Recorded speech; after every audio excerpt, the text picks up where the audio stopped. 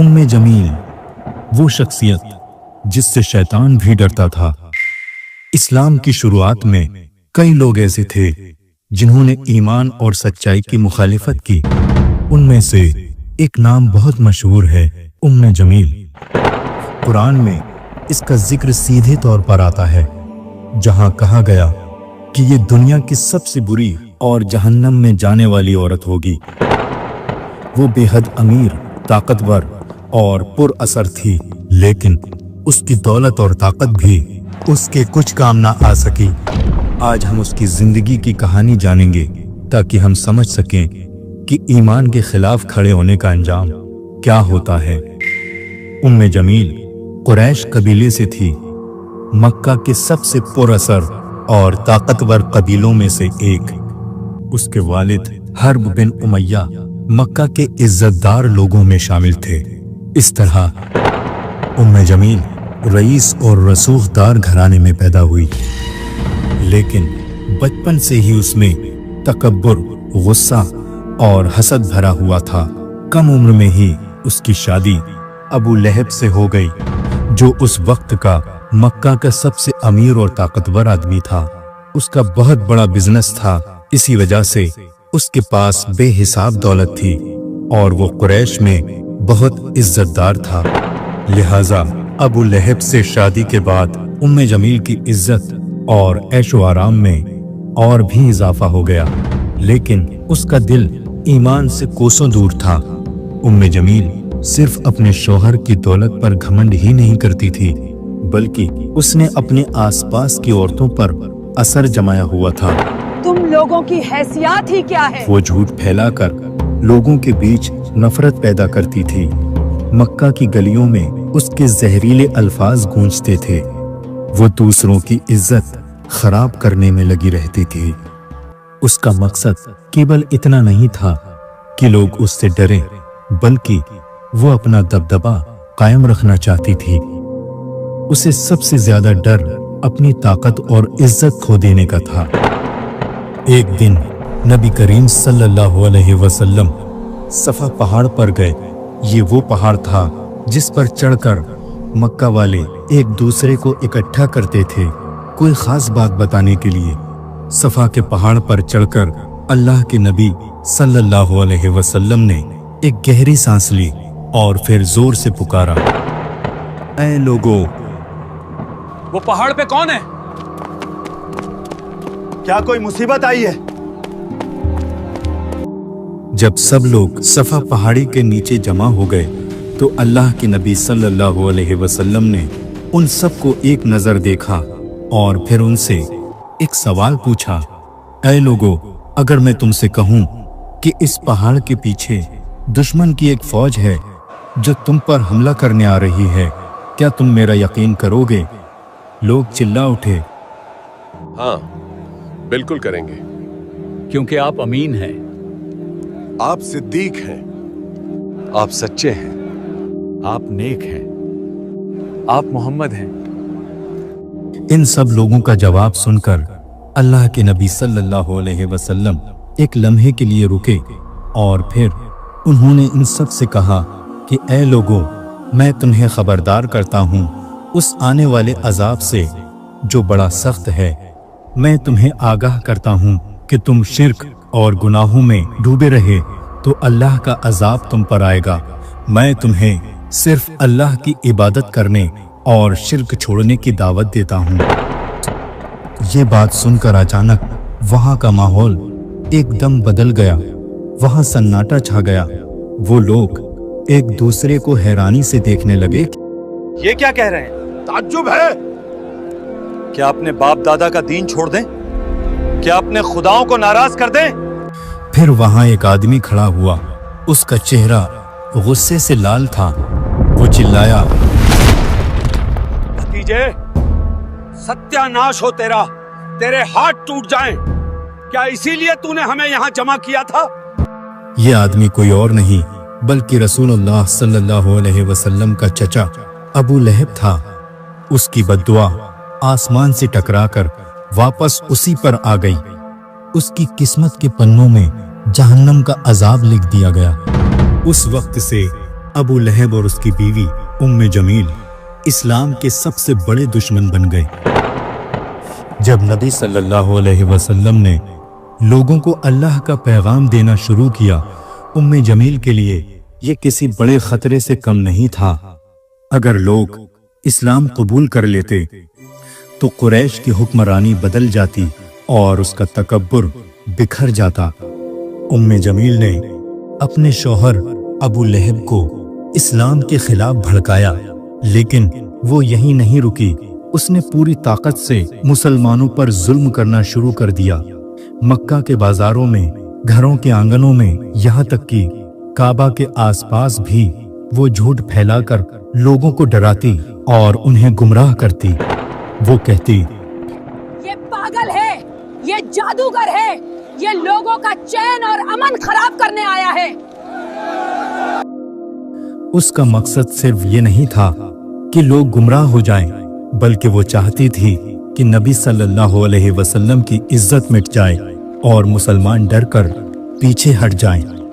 ام جمیل کو سب سے زیادہ حسد حضرت خدیجہ رضی اللہ تعالیٰ عنہا سے تھی۔ وہ مکہ کی سب سے عزت دار اور مضبوط عورتوں میں سے تھیں اور نبی کریم صلی اللہ علیہ وسلم کی سب سے بڑی ہمدرد تھیں۔ ام جمیل نے انہیں نیچا دکھانے کے لیے ہر کوشش کی، ان کے بارے میں برا بولتی، دوسری عورتوں کو ان کے خلاف بھڑکاتی اور معاشرے سے الگ کرنے کی دھمکی دیتی، لیکن حضرت خدیجہ رضی اللہ تعالیٰ عنہا نے صبر سے کام لیا، کیونکہ ان کا دل ام جمیل کی نفرت سے کہیں بڑا تھا۔ ام جمیل نے کیول دھمکیاں ہی نہیں دیں، بلکہ اس نے ہر ممکن طریقہ اپنایا تاکہ اسلام کو پھیلنے سے روکا جائے۔ وہ مسلمانوں کو ڈراتی، ان کی تجارت روک دیتی۔ ایک بار تو اس نے اپنے شوہر ابو لہب کے ساتھ مل کر حضور صلی اللہ علیہ وسلم پر گندگی پھینکنے کا منصوبہ بنایا، لیکن تمام کوششوں کے باوجود بھی مسلمانوں کی تعداد دن بدن بڑھتی چلی گئی۔ آخر میں وہ اتنی بوخلا گئی کہ نبی کریم صلی اللہ علیہ وسلم کا قتل کرنے کی سازش بنانے لگی۔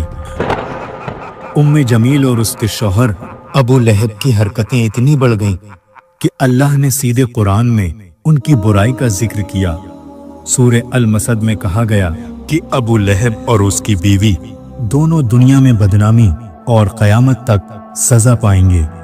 سورہ مسد میں فرمایا گیا، ابو لہب کے ہاتھ ٹوٹ گئے، اس کا مال اور جو کچھ اس نے کمایا تھا اس کے کچھ کام نہ آیا، وہ جلتی آگ میں ڈالا جائے گا، اور اس کی بیوی جو لکڑی ڈھوتی ہے اس کے گلے میں رسی کا پھندا ہوگا۔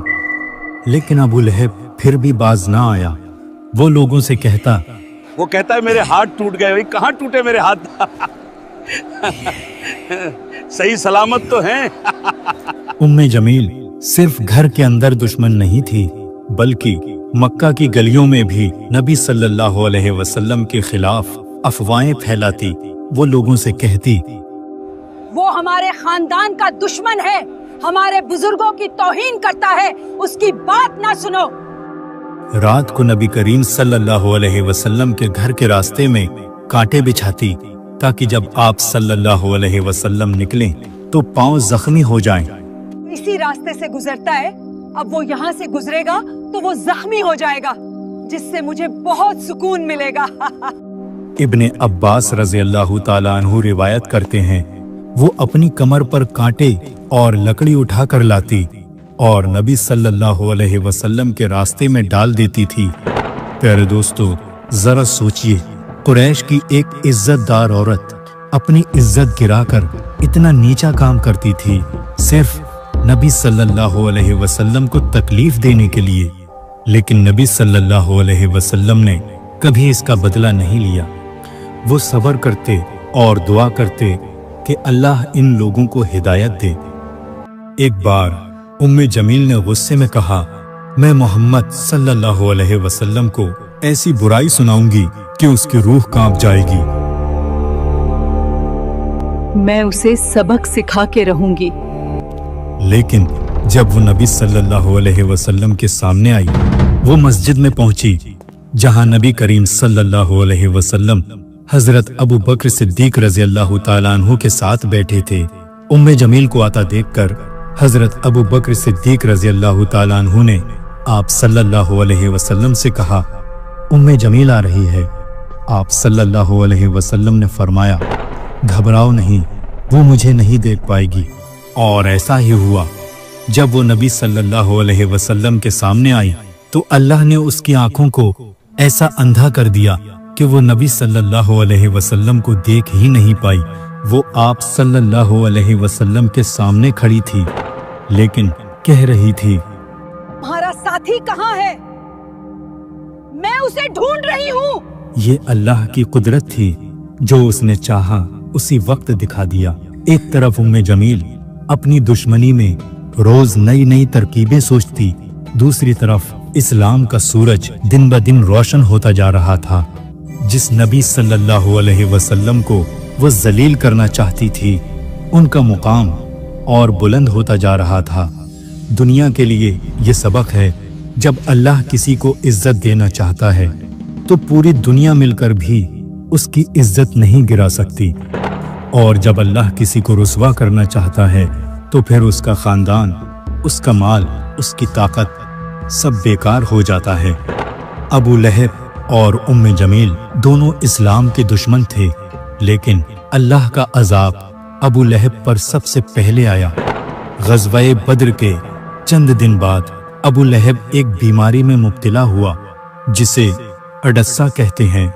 उसे तेज बुखार हुआ, उसके जिस्म में फोड़े निकले। लोग उसके करीब भी नहीं जाते थे, क्योंकि वो बीमारी ताउन जैसी थी, जो एक दूसरे के टच में आने से फैल जाती थी। वो अकेला पड़ा रहा, यहाँ तक कि उसकी बीवी उम्मे जमील, जो उसकी दौलत पर ऐशो आराम करती थी, वो भी उसे छोड़कर चली गई। उसके बेटे भी उसे छोड़कर चले गए। वो अकेला पड़ा रहा और वहीं मर गया। 3 दिन तक उसकी लाश पड़ी रही, कोई उसे छूने को तैयार नहीं था। आखिर लोगों ने उसकी लाश को एक लाठी से ढकेला, एक गड्ढा खोदा और उसकी लाश को उसमें गिरा दिया और पत्थरों से उस गड्ढे को ढक दिया। अबू लहब के मरने के बाद उम्मे जमील की दुश्मनी कम न हुई, बल्कि और बढ़ गई। वो लोगों को इस्लाम के खिलाफ भड़काती, नबी सल्लल्लाहु अलैहि वसल्लम के घर के आसपास घूमकर उन्हें गालियां देती। लेकिन अल्लाह की कुदरत देखिए, वो औरत जिसने अपनी जिंदगी नबी सल्लल्लाहु अलैहि वसल्लम को जलील करने में लगाई, आखिर अपने ही घर में रुसवाई का निशान बन गई। रिवायात में आता है कि जब उसने देखा कि इस्लाम बढ़ता जा रहा है तो उसके दिल में जलन और बढ़ गई। लोग उसका मजाक उड़ाने लगे। वो जिधर से गुजरती लोग उस पर हंसते, उसे जलील करते।